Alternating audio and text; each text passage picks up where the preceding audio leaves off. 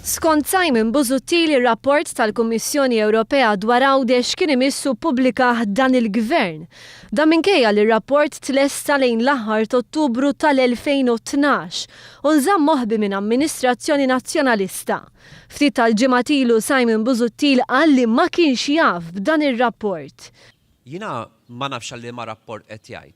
Gvern Nazzjonalista ma rnexxilux jikkonvinċi lill-Kummissjoni Ewropea li Għawdex kellu jkun stmat aħjar. Iżda meta tkellem fir-raba' Għawdex, Simon Busuttil qal li Gvern Nazzjonalista nefa' aktar fuq Għawdex minn kemm irrakkomandat il-Kummissjoni Ewropea. Għalkemm Gvern Nazzjonalista kien wiegħed li se jinvesti f'Għawdex 10% tal-fondi Ewropej, nefaq biss 8%. Kellu jkun Gvern Laburista li fl-ewwel 9 xhur tiegħu uża l-fondi li ma ntużawx minn Amministrazzjoni Nazzjonalista. Iżda minkejja dan Busuttil għalhekk.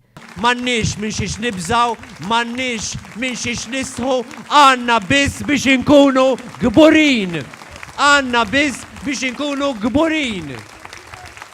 Simon Busuttil tkellem dwar proġetti li qed jagħmel dan il-Gvern bħal triq il-Kosta u anke jekk f'25 sena ma sarux qal li dawn huma proġetti tal-Partit Nazzjonalista. Għal darb'oħra Simon Busuttil allega li l-mediċini fl-ispiżeriji qed jingħataw lil tal-qalba.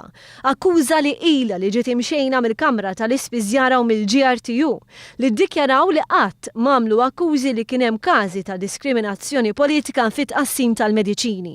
Intant għal Simon Busuttil il-fatt li f'sena waħda l-Gvern irnexxielu jattira kumpanija ġdida f'Għawdex li se toħloq mit-impjieg li se jibdew proġetti bħal Cruise Liner Terminal u l-Yacht Marina u li sar investiment kbir fl-isptar ta' Għawdex ma jfisser xejn.